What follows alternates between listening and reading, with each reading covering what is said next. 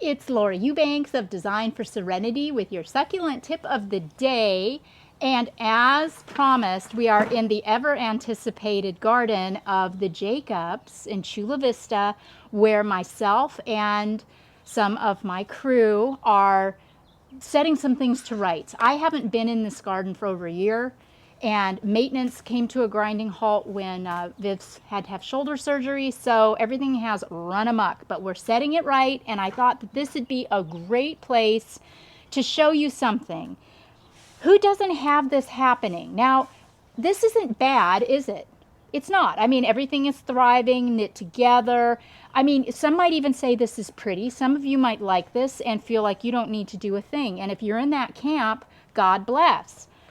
My client, on the other hand, remembers what this looked like as a really neat little tapestry, and she would like to see that again. So if you don't like the, kind of rangy look like this, and you prefer to have your plants tighter, then tear in. This sedum, this is sedum confusum, and this one does really, really well for me. Probably better for me than any other sedum I've ever tried.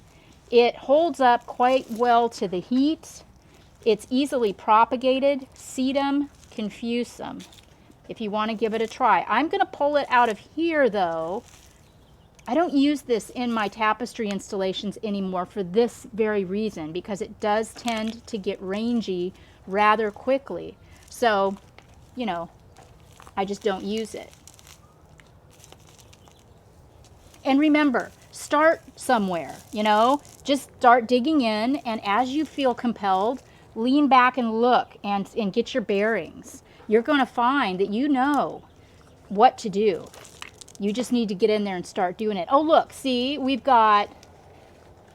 what we've got underneath the confusum. We have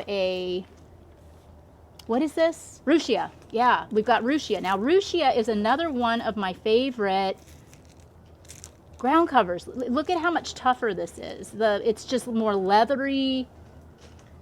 It's tougher.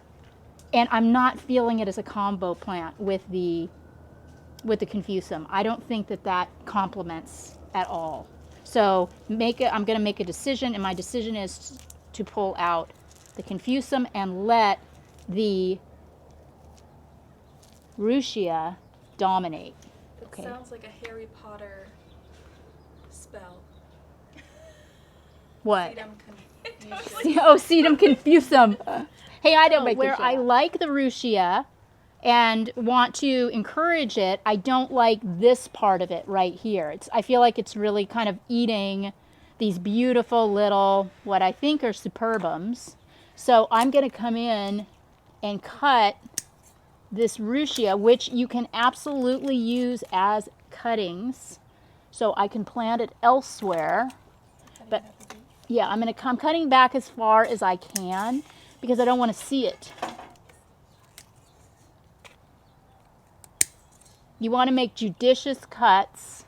Remember to cut from the bottom so that you can lay top pieces over to cover up what you've done. And you can follow your stems all the way back. You can see this one goes all the way back here, so I'll just cut from here. And that should do it. A lot of dead wood.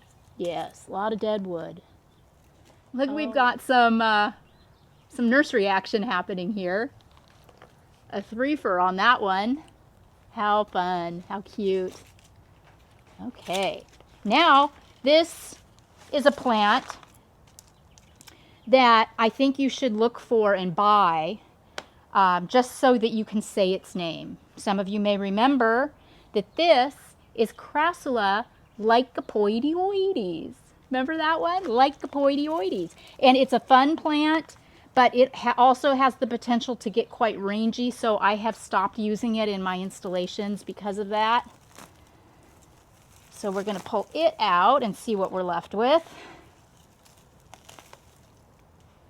Oh yeah, this is already starting to take some shape. All right, now what we are left with, here's decision time. Do I plant this area and let this ride? Do I completely reinvent the wheel? Normally I would just take some plants. You know, I pulled some things from other areas of the garden. I could take some plants and just stick them in here and connect the dots. And it is pretty, but it still doesn't look like that tight intentional tapestry that the client requested. So because I want to respect the client's wishes, I am going to pull these plants out and reset them tighter and more compact. Look, there's even a Sansevieria making a comeback in here. How funny is that? Sansevieria is a succulent compatible plant. You can see that I have a bunch back here against the wall, and it can be treated pretty much like succulents in terms of using it as cuttings too, and this is a great one for the shade.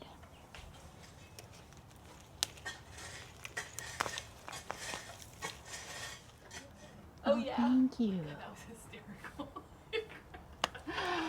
Okay, so I am backfilling. It turns out once I got everything out of here that I had planted the log. I thought that I had just done an arrangement in front of this, but it had an opening. So I'm adding some more soil in here.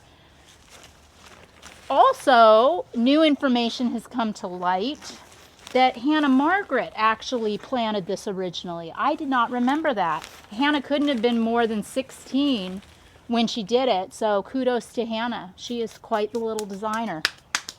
Okay, now here's the thing. Since we left the Ruchia and this is kind of big and in my face, we need some big things to balance. So I'm gonna take pieces of the Crassula undulata and start here with my bigger plants. See what I'm doing there? All right. Now, how about, ooh, that's superbum. I'm sorry, but I just love this plant. It is so stunning. Talk about a jewel. So I'm going to cut that off and tuck it right here. The front door is right over there. So this is I want it to be beautiful from this angle where I'm working. So as the client walks in, she sees its face. And then this cotyledon is so tough, I can cut pieces of this and stick them in the ground, no problemo. See, I'm not going to worry about working with that little rangy piece. I'm interested in the pieces that have more of a mature stem, because these are going to stand up taller and be just a tougher plant as a cutting. I've got a lot of these sedums. Look at that discoloration on the leaves. If you're seeing that on your plants, that's just, well, Tom Jesh at Waterwise Botanicals calls those freckles, but it can be a lot of things. It could have been hailed on, it could have, been affected by some insects, but it's just scarring, and the plant is otherwise very, very healthy, so don't be afraid of that. So now that I've established my objective and I know that I want to start high and kind of go lower, I selected some things, and the more the merrier. The more types of colors and textures you have, the better. So look at this beautiful piece of Crassula variegate. Isn't that stunning how that has colored up? I'm going to tuck that right here because it's carries so much weight, and it's as tall or a little taller as the undulata. Then I can take the slightly smaller pieces of cotyledon and tuck those in front.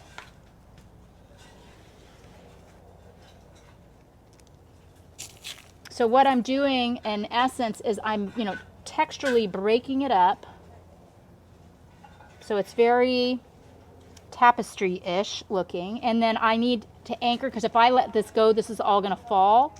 So I'm going to do some more of these superbum right here because they're heavy.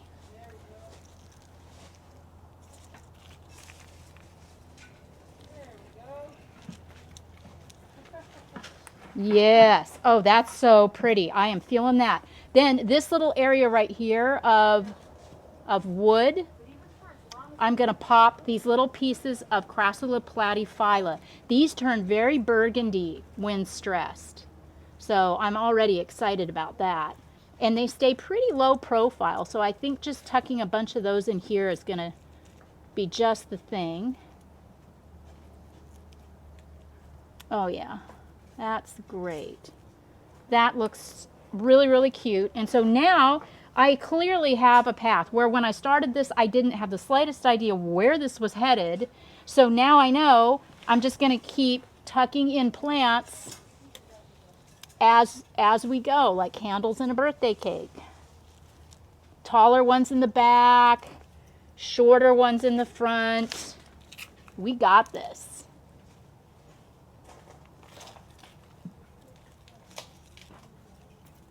You know, just off we go with our cuttings. I found some Kalanchoe tomentosa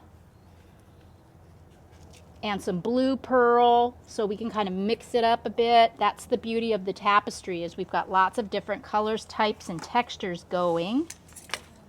And I felt like I had a lot of this orange happening all in a row, so I found some more things to break it up. Oh yeah, okay. And then you just remember, we don't want to see any dirt, so you tuck these plants in good and tight. And if if you want to pull a little bit of rock up, if you don't want it thick with plants, and you want to bring in a little top dressing rock or pebble for the eye to rest, that's absolutely fine and acceptable too. You do you. But yeah, I think we pretty much have this area now knocked out. So here it is. It is finished. It is reinvented all by using plants that were already here and reconfiguring them in different ways and pulling in some cuttings from other areas of the garden. This specific location here in coastal Chula Vista, semi-coastal, gets dappled sunlight in the morning. You can already see that the shade is starting to come back. It's dappling, starting to shade. So I'm not at all concerned moving forward into the summer about these cuttings burning. If you have an area that's really, really hot and really sunny, you are going to want to work with your cuttings in a shaded location, not in the sun. Look at all of these plants that we have left over too, that we can use elsewhere. Isn't that just amazing how they just keep on keeping on? Well, this was fun, and I hope I have inspired you to go out and rework an area in your garden if you feel so inclined. Personally, I like this look better than the way it looked in the beginning, especially with all the lushness and borrowed landscape that we have going on behind it. And then the piece of wood is so organic and rustic, and it just looks nice to have something tidy and intentional in the space. So that's my 2 cents. I will water this again in about probably 3 weeks when it establishes a root system. Until then, this has been Laura Eubanks of Design for Serenity, reporting from the Jacobs Garden in Chula Vista with your succulent tip of the day.